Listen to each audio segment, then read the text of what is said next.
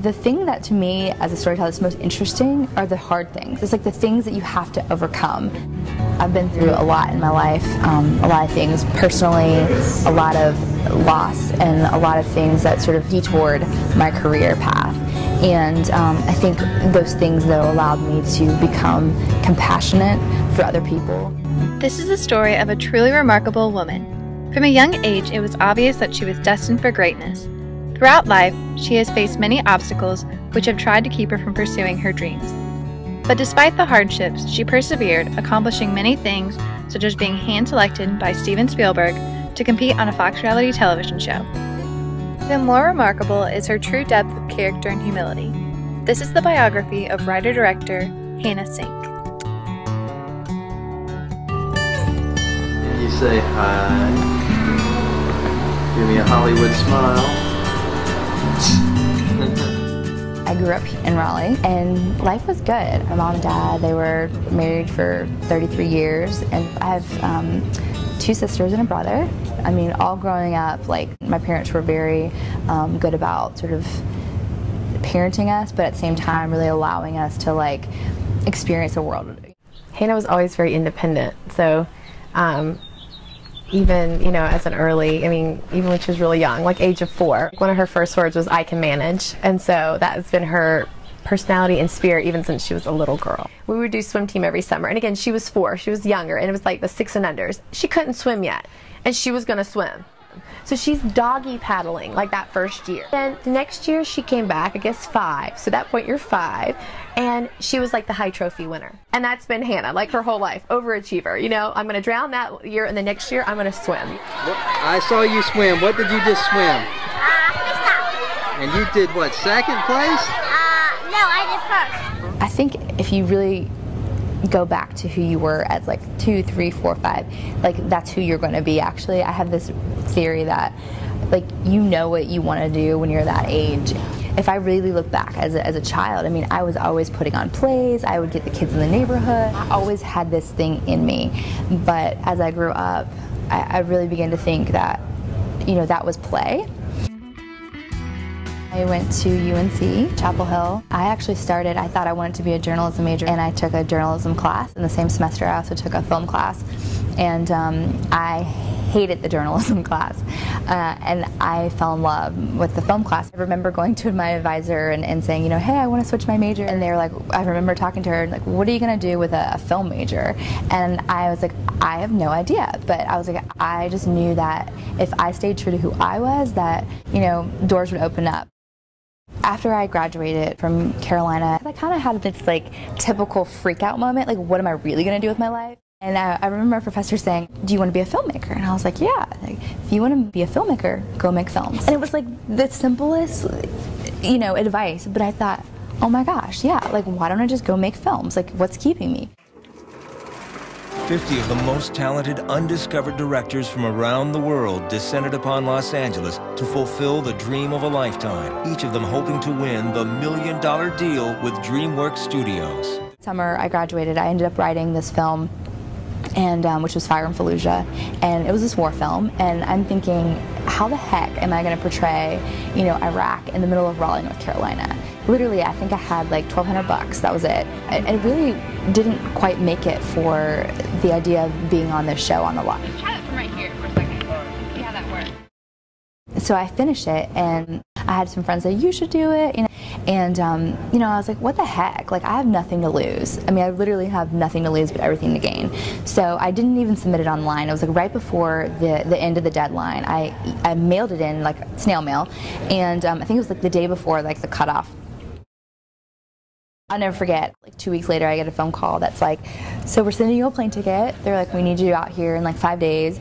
And that was my first introduction to LA. I had never been there, and I get off the plane, and you know, there it was. Like, so you guys getting through this was amazing to me, and the hardest part is coming up. Your next assignment is to make a short movie. You're going to write, shoot, direct, and edit all your own movies in only 24 hours. I was thrust into this crazy world of reality television, and being a filmmaker, you know, you're smart. You know you know what they can do.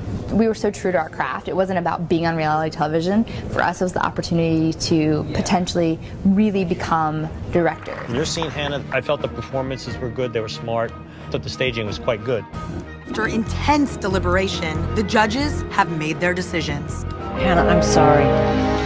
When I got kicked off the show and I was back in North Carolina, you know, for me it was like the validation that I needed. I was like, okay, out of 12,000 people, you know, I was one of 24 people that were selected for this show, and I thought, wow, if they think that I'm good enough, I am good enough, you know.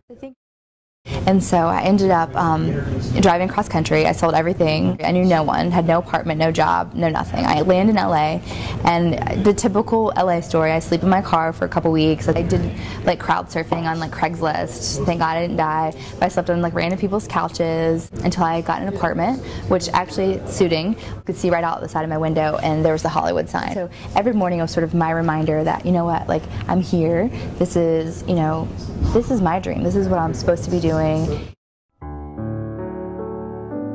About 2 months later, I got a phone call when I was at work saying that my mom was in the hospital. You know, she wasn't doing well, and so it was right around Christmas time. It was like December 2nd, and I remember, you know, just saying, okay, I'm gonna get a flight out that night. And so my mom had been diagnosed. She had cancer. You know, they were like, it doesn't look good, and she probably won't make it to Christmas. Shook all of us, I think, to the core. It was really hard on all of us, really hard on Hannah. My mom and I were like best friends, and I remember feeling like, why in the world, you know, did sort of events happen the way they did? Like, why did I move out to LA? It's like I feel like I, you know, sort of lost the last 2 months of her life, and I felt like, you know, just guilty. And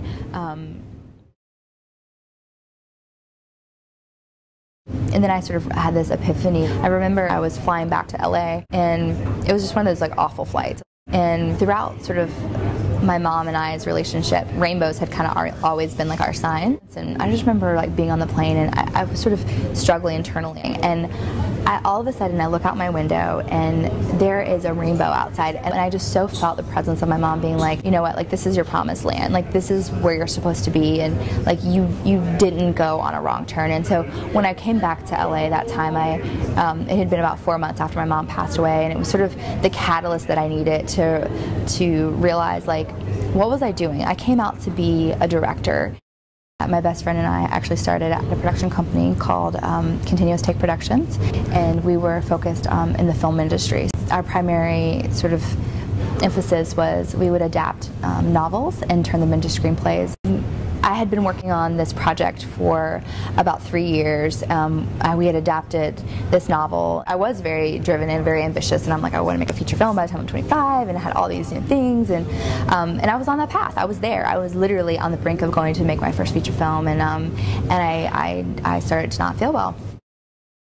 I remember she called me, and I was like, Hannah, something is clearly really wrong. And I had basically got to a point where I was laid out in a bed, couldn't work, couldn't do anything. I mean, literally, I was sick for about 2.5 years, in hospitals, in clinics, alternative treatments. I ended up having emergency surgery. I mean, so many ramifications from this illness. What I ended up, you know, having was Rocky Mountain spotted fever, which is a tick-borne disease. It's similar to like Lyme's disease, but since I was undiagnosed for so long, it had started to attack all my organs, and the whole film ended up falling apart, like losing the financing. And you want to talk about like detour my career? I went from, you know, at the top to at the bottom very, very quickly, and I lost everything. When you've gone through something so difficult as losing everything, and, you know, a sickness, and, you know, your mom, and it's like you can look at the world in such a different way, and the things that you create, you know, are going to be informed by those things, and they actually have a message now. Today, Hannah works at Centerline Digital in Raleigh, North Carolina, where she is a writer and director. She has produced numerous films over the years depicting the human condition, and hopes to continue to create films in the future. I'm very proud of her, and just the example. She's really lived her life in such an incredible way, in every area of her life. I mean, directing's just a portion of who she is, you know, and so I'm really proud of who she is as my sister and my friend and an aunt to my kids, and all the roles that she wears. A lot of hats, you know, and she wears them well, so. I would love to really have films that impact and change people's views and encourage people to reach their dreams and to sort of see this human condition that I think we all struggle with. It is hard to describe an individual like Hannah in a short film, but if one thing is true, it is that she has so much more ahead of her, and as many can attest to, she will continue to do great things throughout the years.